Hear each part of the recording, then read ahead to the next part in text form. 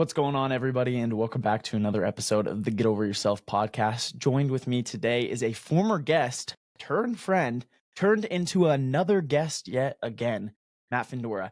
Matt, welcome back to the episode today. I'm excited to have you back on the show. Real quick, if nobody has listened to your previous episode, if they're a new listener out here on the Get Over Yourself podcast, I'm going to give you a quick little introduction so people can get to know you. And then we're going to play a little catch up here. People are going to hear where you're at, where your business is at, and see if we can't learn a thing or two from you today. So for everyone who doesn't know Matt or hasn't heard his episode previously, and you don't have the time to go back and listen to that amazing episode that we recorded almost 2 years ago now, I want to say, Matt, somewhere in there. Matt Findora served in the Marines for over a decade. He had a rough childhood, and not knowing how to afford college led him to that impactful time that helped mold his future and Marine mindset. While he served as a Marine, he was an air traffic controller, yet still focused on what he was truly passionate about: leadership and motivation. Focus on motivation started small with quotes on Facebook, which led to starting a blog before finally finding what he was truly passionate about: being a life coach and helping others. Right now, he serves as an air traffic controller at the Fort Wayne Airport. However, that's not where his heart lies. His passion is being a mindset coach for young men, helping them overcome victim mindsets as he has done himself, so they can achieve purposeful life goals. He also serves as a speaker for the Respect Team for Youth, a mentor for the journey, and hosts his own podcast called the Choose to Live, Love, and Grow podcast. Matt, welcome back to the show, and let's jump into today's episode.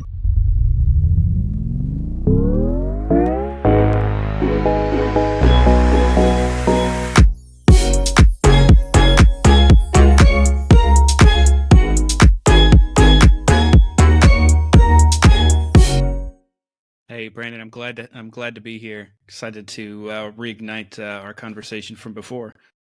Yeah, so obviously a lot of life over the past couple of years. It's kind of the same old as much of us get into as our careers chug along and our family life chugs along. But you've also had some exciting updates. One in particular, your coaching business. When we last talked, it was kind of just out in the woodworks. You're just getting going. You were working with anyone and everyone who would hire you at the point. And now you've kind of found your purpose of working with young men who kind of struggle with a lot of self-doubt. And the reason why I wanted you to come back on today's episode of the Get Over Yourself podcast, kind of reignite some of the conversation we previously had, is for that reason. As you know, and all the listeners know, this is a podcast for young entrepreneurs, for people who are getting inside of their headspace every single day, wondering if they can make the same impact that they believe they can inside their heads, but can they actually transition that to the real world? So yeah, we'd love to hear some insights about what you're doing currently and how we can help. Yeah, so I definitely feel like now that I've settled down from all the moving, getting out of the military, and then finding, where I'm going to live next, like the ability to settle down helped out a lot. And so right now I just focus on young men age 15 to 25, help them overcome victim mindset so they can achieve purposeful life goals. And I do that through focusing on the foundations. I think the foundations are where it starts. When you're building something, you don't start at the top and work your way down, right? If you're building a course, it's one thing, you can reverse engineer it. But if you're building your life, you have to start at the bottom, work your way up. So that means focusing on what is your purpose, what goals do you have, how do you set habits, how do you set routines, and then how do we hold ourselves accountable, and how do we create discipline within ourselves to continue moving forward.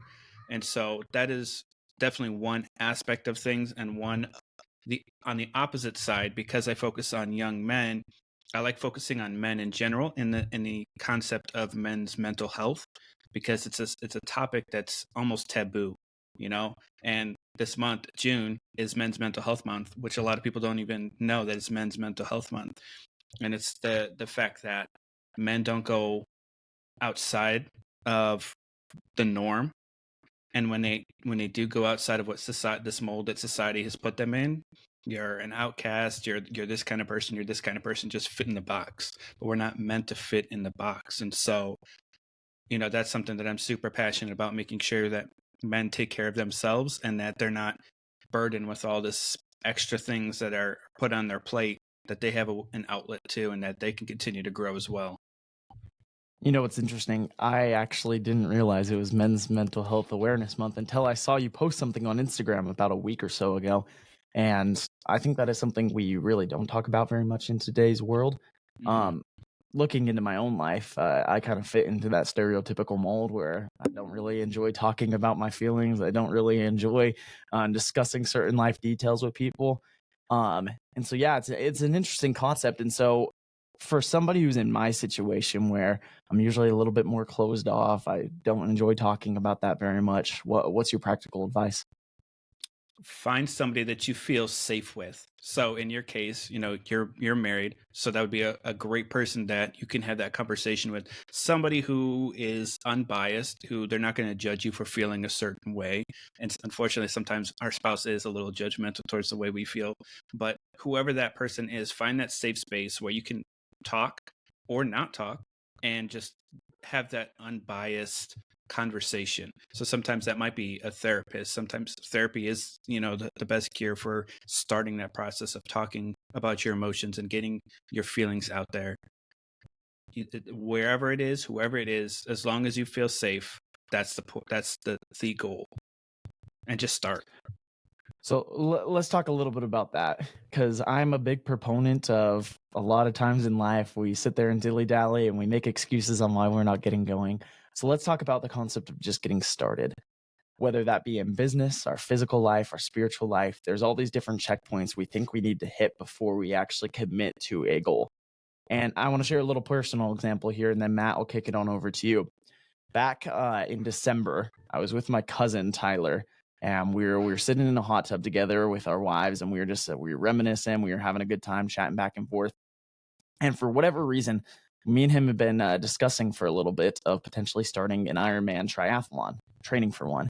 And me and him we were in decent shape, but there's nothing crazy about it. We had neither of us had ever done anything like that before, and so it was kind of a scary concept. And we kind of looked at each other, and he's on the same kind of accountability level I am. He enjoys kind of pushing himself to greater limits. And we kind of both disagreed then and there back in December. We said, all right, we're going to sign up for a race this year and we're going to train together and we're going to hold each other accountable.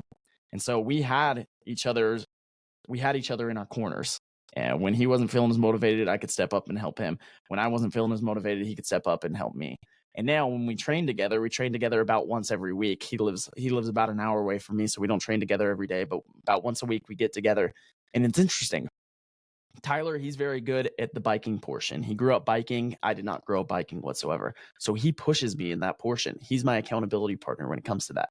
But on the flip side, I grew up in the pool, whereas Tyler did not. So I motivate him in the pool.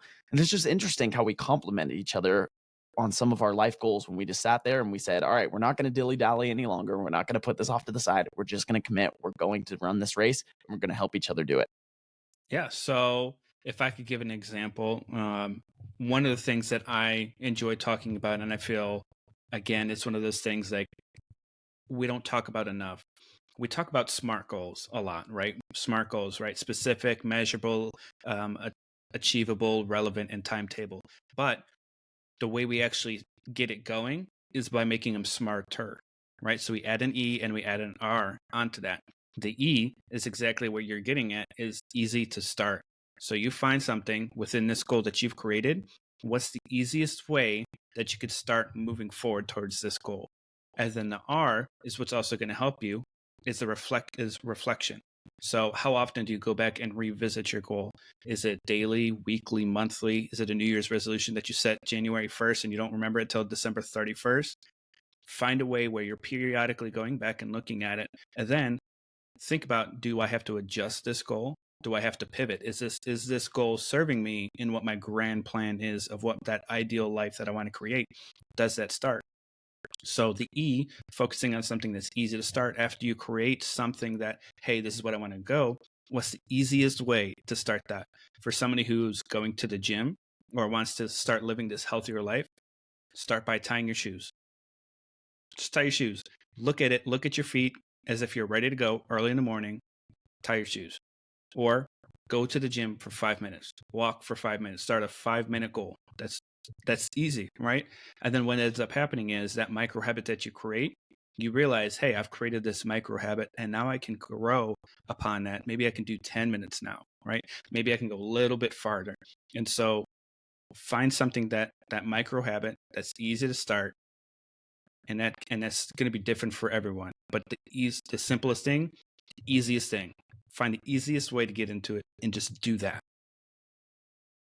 Yeah, I like that example. Going back to my triathlon prep here, I used to be a decent runner back in high school, and obviously that's many years in the past now.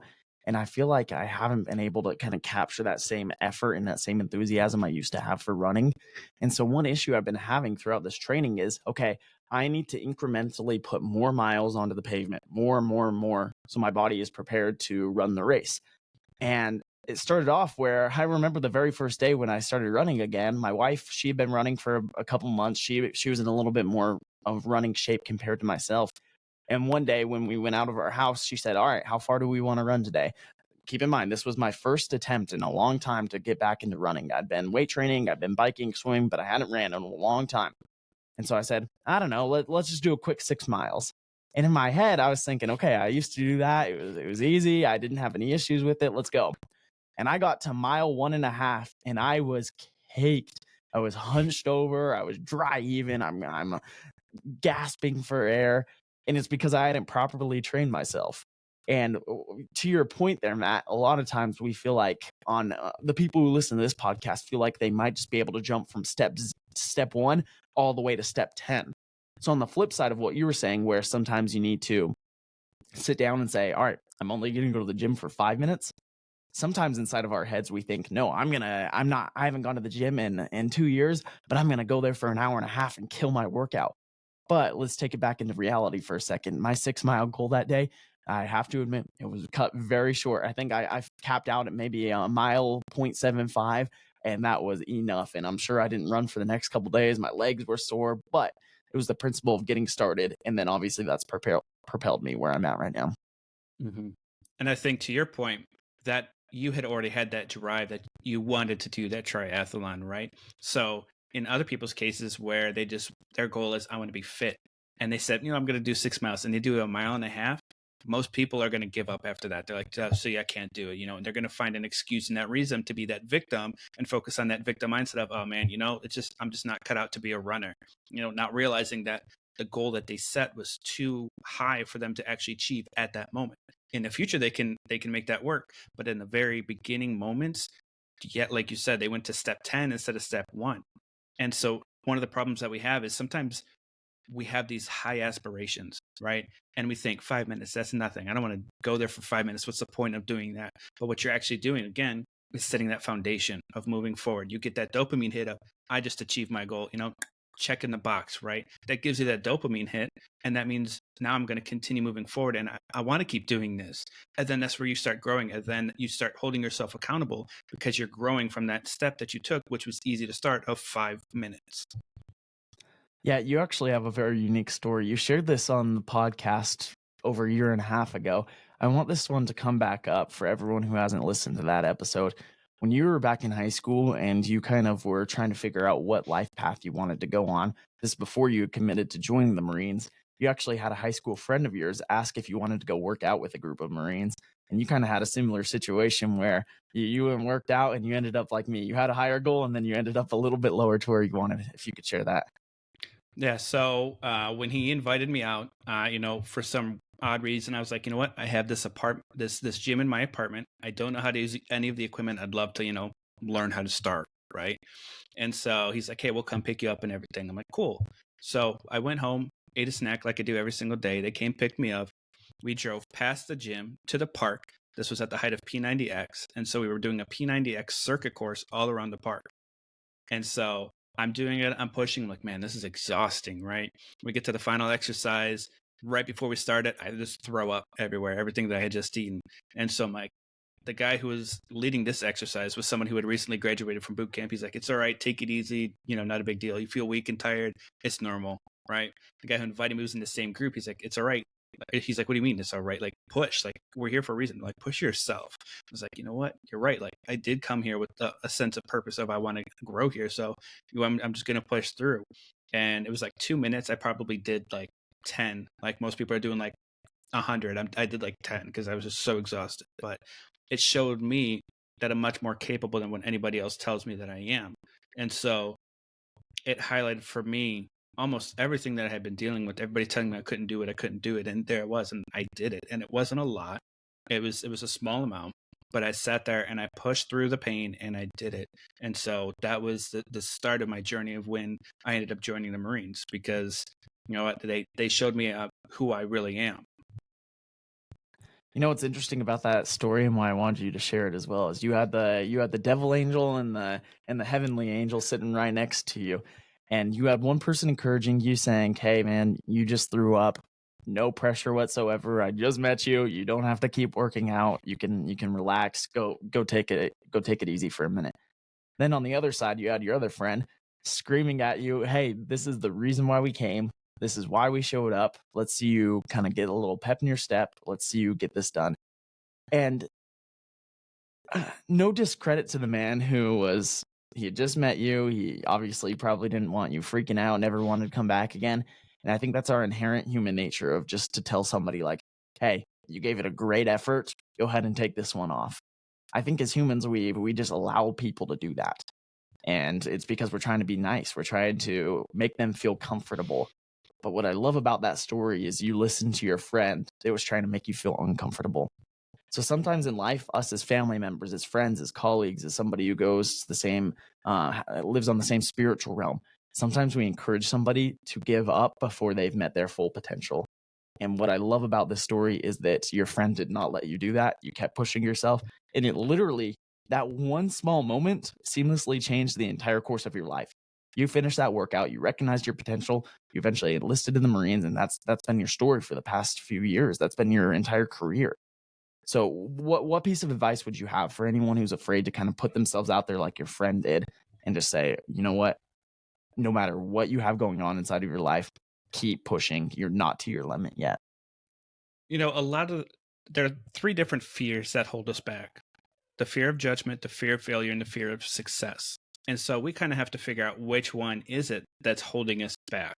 And so in that case, you know, it was kind of in a way fear of failure and fear of judgment. You know, like I'm just this, you know, weak little kid in high school. Like I've never worked out. Like I don't want to be made fun of for not doing it. But the fact that he was there supporting me, you know, like he was pushing me, you know, I felt that support. I was like, you know what, like I didn't, that fear of judgment kind of went away. And so find your support system, find your accountability partner. Like you've got your accountability partner for your triathlon practice, right? And just find whoever that is, create a support system, tell them, hey, this is what I'm trying to do, and reverse that too, right? So ask, hey, what are you working towards? And just support each other and work through it together. And you'll be surprised. You know, success doesn't come to the lone wolf. It comes to the pack. And so when you create this pack of you and this other person, or many people, this mastermind, a group coaching, whatever that is, your chances of success increase significantly. That's perfect advice. I appreciate you for sharing that.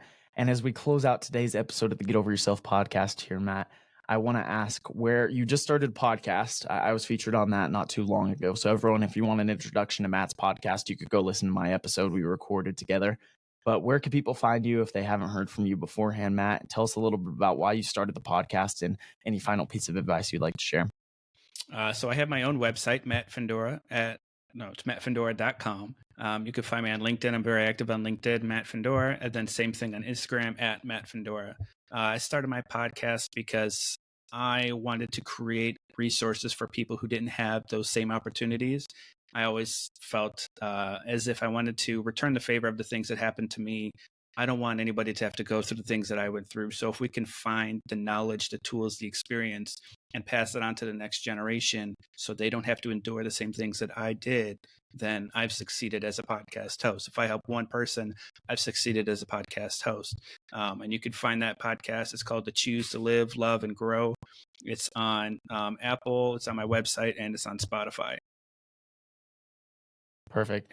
Well, Matt, I appreciate you for coming back, sharing a couple of life updates we had going on here on today's episode of the Get Over Yourself podcast. Once again, everybody, go make sure to check out Matt's podcast as well as his website. If you have any other questions, he'd be happy to reach out with you and communicate.